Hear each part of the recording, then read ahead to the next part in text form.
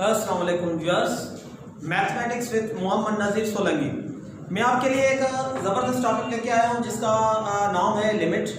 वो inter syllabus के हैं। लिमिट में क्या है हमने पढ़ा है वो काफ़ी सारा इतना लेंदी है जो काफ़ी सारा टाइम लेता है। मैंने सारे चैप्टर्स के कुछ ऐसे एमसीक्यूज, कुछ ऐसी टॉपिक्स, कुछ ऐसी टेक्निक सेलेक्ट किए हैं जो आप इंशाल्लाह इसी एक लेक्चर में सारी लिमिट जो है आसानी से सॉल्व कर सकते हैं। देखो हमने कौन कौन सी वो टॉपिक्स है जो आपके लिए मैं लेके आया हूँ। यहाँ पर है ये जो हमने फार्मूला रखा है वो है limit x tends to 0 sin x upon x is equal 1। ये है सैंडविच फार्मूला। सैंडविच फार्मूला किसे कहा जाता है भाई? सैंडविच फार्मूला वही उसी को कहते हैं जिसमें x जो है वो अप्रोच जो कर रहा हो 0 पे कर रहा हो, और इसमें और वो कौन सी चीज है जो हम देखकर रिजल्ट बता सकते हैं 1 मिनट के अंदर कि इसका रिजल्ट जो है ये आएगा। हमें वो सॉल्व करना नहीं पड़ेगा, सिर्फ उस फार्मूला को देखकर, उस एक्सप्रेशन या फंक्शन को देखकर हम आसानी से ये बता सकते हैं कि ये इसका आंसर आएगा।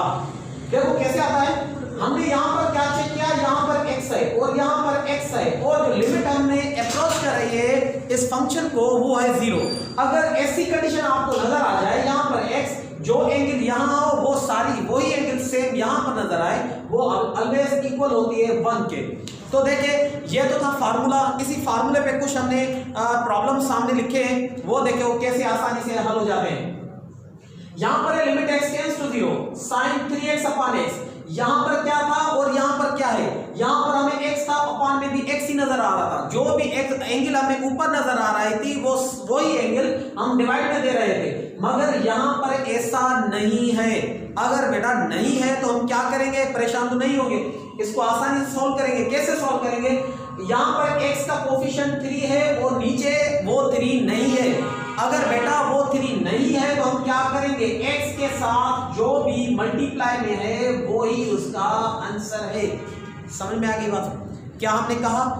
अगर वो एंगल सेम नहीं बन रही, जो x का कोफिशिएंट नजर आ रहा है वही उसका आंसर है। अब हम क्या करें? देखो दूसरा हमने प्रॉब्लम लिया है लिमिट x टेंड्स टू 0। यहाँ पर है sin square 2x upon sin square 3x। उनमें और इसमें क्या फर्क है? ये लीनियर एक्सप्रेशन था, ये जो है क्वाड्रेटिक है बेटा, इसकी डिग्री 2 है। अगर 2 है तो हम क्या करेंगे? इसका कोफिशिएंट 2 और इस 2 के ऊपर हम 2 लगाएंगे तो क्या हो जाएगा? 4 हो जाएगा। यहाँ पर 3 है, 3 के ऊपर स्क्वायर करेंगे तो क्या आ जाएगा? 9 हो जाएगा। मगर ये दो अलग अलग फंक्शन है, ये इसकी एंगल चेंज है, इसकी एंगल चेंज है। ये दोनों साइन के फंक्शन, मगर इसकी एंगल्स जो है वो दोनों की चेंज है। चेंज है तो इसका स्क्वायर है, 2 को 2 के साथ मल्टीप्लाई करेंगे 4 हो जाएगा, 3 का स्क्वायर करेंगे तो 3 के ऊपर स्क्वायर हो जाएगा तो 9 हो जाएगा। उसके अलावा यहाँ पर क्या है? यहाँ पर देखो, यहाँ पर 5x है, नीचे पे 5x है, यहाँ x था, यहाँ भी x था। अगर यहाँ पर 5x है, यहाँ पर 5, यहाँ पर 5 नहीं आएगा, यहाँ पर क्या आएगा? 1 आ जाएगा। यहाँ पर 5x हो, वो नीचे 5x हो। अगर एंगल में 7x है तो नीचे 7x हो, तो 100% जो रिजल्ट आता है लिमिट उसकी एग्जिस्ट कर रहा हो, अप्रोच कर रहा हो 0 पे, तो इसका आंसर आसानी से क्या आ जाता है? 1 ही आ जाता है। उसके अलावा बेटा क्या है? ये बहुत ही इंपॉर्टेंट क्वेश्चन है, ये आने वाला क्वेश्चन है। इसको गौर से देखिए कैसे आता है।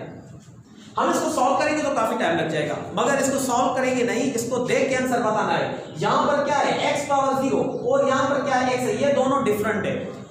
ऊपर वाली जो एंगल है उसके ऊपर डिग्री है, x डिग्री, और ये क्या है? x है। आपको पता है कि 1 डिग्री किसके इक्वल होते हैं? 1 डिग्री को जब रेडियन में कन्वर्ट किया जाता है तो वो इक्वल होता है पाई अपॉन 180। तो इसका आंसर क्या आ जाएगा? पाई अपॉन 180 हो गया। कैसे नहीं होगा? बिल्कुल होगा। उसके बाद यहाँ पर हमने 4 के बाद 5 प्रॉब्लम लगाए, वो x डिग्री जो है अब हमने नीचे रखा है। यहाँ पर उसकी एंगल थी, अब यहाँ पर क्या है? नीचे डिवाइड कर रहा है। जो नीचे अगर 1 अपॉन 1 डिग्री हो जाएगा, इसको सॉल्व करेंगे तो 1 डिग्री की जगह पाई अपॉन 180 हो जाएगा। इसको सॉल्व करेंगे तो क्या हो जाएगा? 180 डिग्री अपॉन में पाई हो गया। देखो 1 मिनट लग रहा है? नहीं ना, तो सारे ऐसे ही आसान है।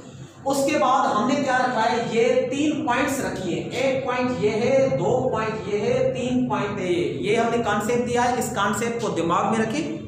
दिमाग में रखने के बाद जितने सारे प्रॉब्लम ऐसे आ जाएंगे आप चुटकी में कर सकते हैं। कैसे चुटकी में होगा? देखें, जैसे मैं कर रहा हूं, यहां पर आपको चेक करना है कि ये ऑलवेज फॉर्म होगी न्यूमरेटर डिवाइडेड बाय डिनोमिनेटर। ये न्यूमरेटर का एक्सप्रेशन, ये डिनोमिनेटर का एक्सप्रेशन। अब जो हम गेम खेल रहे हैं वो कौन सी खेल रहे हैं? अगर न्यूमरेटर डिनोमिनेटर का डिग्री इक्वल हो तो क्या होगा?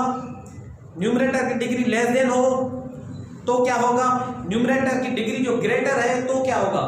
इसी 3 पॉइंट्स को ध्यान में रखें आप। लिमिट जो अप्रोच करेंगे वो इंफिनिटी तक हो जाएगी। आप इसको देखकर रिजल्ट बता सकते हैं, कितना भी बड़ा एक्सप्रेशन क्यों ना हो, आप एक मिनट के अंदर अंदर प्रॉब्लम को आसानी से सॉल्व कर सकते हैं।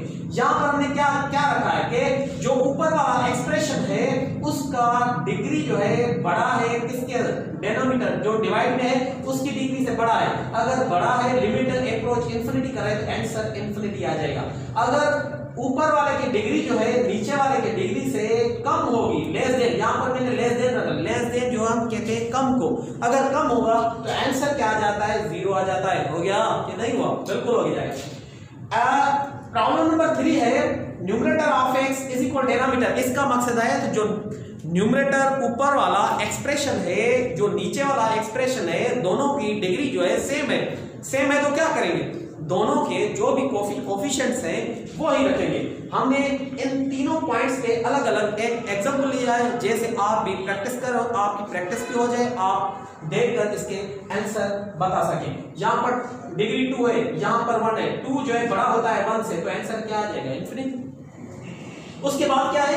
यहाँ पर x के पावर x की डिग्री 1 है, यहाँ पर x की डिग्री 2 है। ये डिग्री इससे छोटी है, 2 डिग्री जो डिवाइड कर रहा है उसकी बड़ी है। अगर बड़ी है तो 1 लेस देन 2 है, तो हम क्या कहेंगे? यहाँ पर 0 आ जाएगा। और यहाँ पर देखिए, यहाँ पर भी डिग्री 1 है, यहाँ पर भी डिग्री 1 है। अगर दोनों की डिग्री सेम आ रही है तो जो दोनों के कोफिशिएंट्स है वही कोफिशिएंट लेते हैं। यहाँ पर x का कोफिशिएंट 2 है और x का कोफिशिएंट 3 है, तो आंसर आ जाएगा 2/3। ये ऐसे ही 1 मिनट के अंदर चुटकियों में हो जाता है। देखो यहाँ पर हमने एक और फार्मूला रखा है। इस फार्मूला को कैसे सॉल्व तो करना ही नहीं है, देख के आंसर बताना है। कॉन्सेप्ट में क्या लगाना है भाई? कॉन्सेप्ट में ये लगाना है कि यहाँ पर 1 माइनस कास और यहाँ पर 1 माइनस कास, ये दोनों अलग अलग फंक्शंस है, मगर क्या है, इसकी एंगल भी चेंज है और इसकी एंगल भी चेंज है। अगर ऐसे आपको फंक्शंस मिल जाते हैं, कैसे सॉल्व किया जाता है? x का कोफिशिएंट a, इसका भी स्क्वायर कर दे, और x का b कोफिशिएंट उसका भी स्क्वायर कर, a²/b²। ये आंसर हो गया। उसके बाद क्या है? ये बिल्कुल इस पे डिपेंड कर रहा है। यहाँ पर 5 का स्क्वायर 25 हो जाएगा, और यहाँ पर 7 है, उसका स्क्वायर 49 हो जाएगा। हो गया।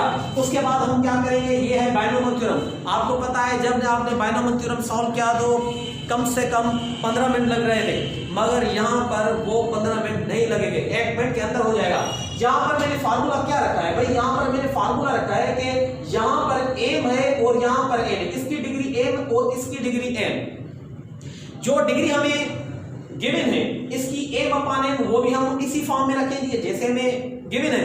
यहाँ पर m है, यहाँ पर n है, m/n रखा, और यहाँ पर कांस्टेंट जो लिमिट एग्जिस्ट कर रहा है वो a पे कर रहा है, वो हमने क्या रखा? a रखा। और जो ये दोनों डिग्री है उसका डिफरेंस निकालेंगे।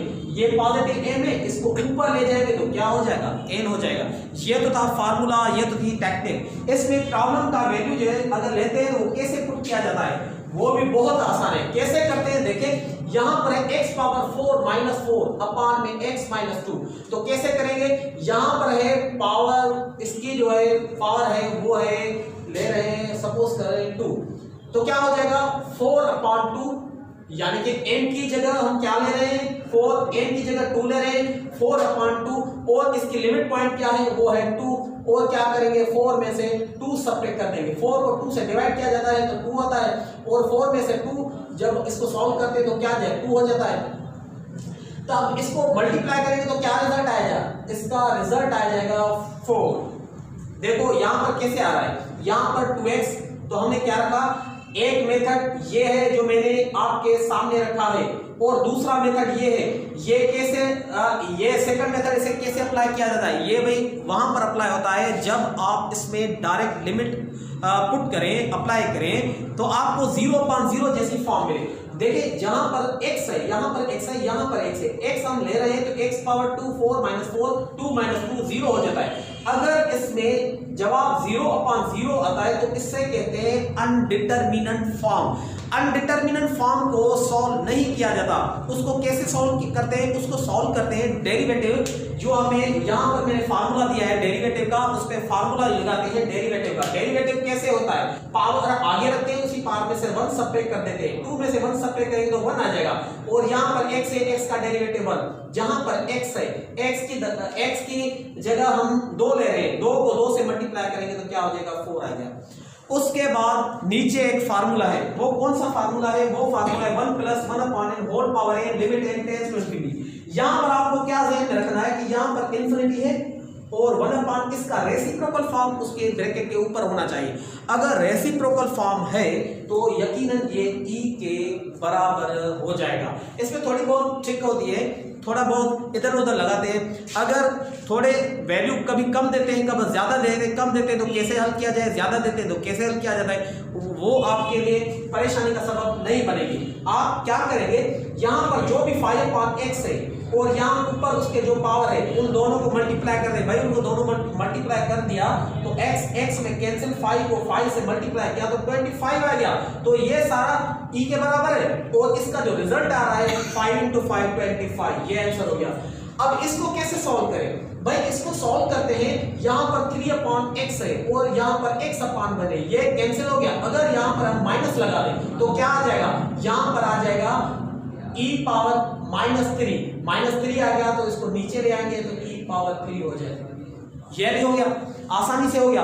उसके अलावा हम ये ले रहे हैं, इसको कैसे सॉल्व किया जाए? इसमें हम उस तरीके से भी सॉल्व करते हैं। अगर इन जैसी कंडीशन बनानी होगी तो हम क्या करेंगे, इस फॉर्म को इस फॉर्म में कन्वर्ट करने के लिए इससे 1 सबट्रैक्ट करेंगे। भाई जब हमने 1 सबट्रैक्ट किया तो यकीनन इसका एलसीएम निकलता है। एलसीएम निकलने के बाद x में कैंसिल होगा, -3 में से 2 सबट्रैक्ट कर दिया तो -1 हो गया।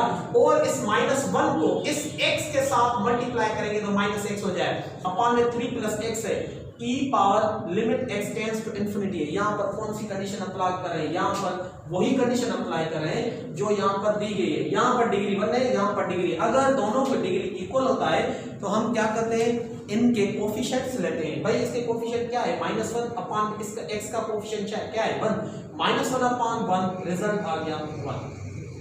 इसमें क्या होता है, इसमें डायरेक्ट लिमिट अप्लाई करते हैं, 0/0 होता है, मींस ये अनडिटरमिनेट फॉर्म है। भाई अनडिटरमिनेट फॉर्म को कैसे सॉल्व किया जाए? अनडिटरमिनेट फॉर्म के लिए एल हॉस्पिटल रूल है। एल हॉस्पिटल रूल को कैसे सॉल्व किया जाता है? उसका डेरिवेटिव लेते हैं। डेरिवेटिव कैसे?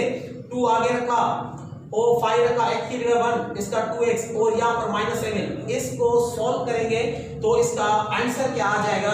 लेट सपोज करें 2 × x कैसे हल करेंगे? मैंने यहाँ पर देखो रखा है, यहां पर रखा है 2x² और मैंने रखा है माइनस का 5x प्लस का 7 डिवाइडेड बाय, और क्या है यहाँ x², उसके बाद क्या है माइनस जो 7x, उसके बाद है 10।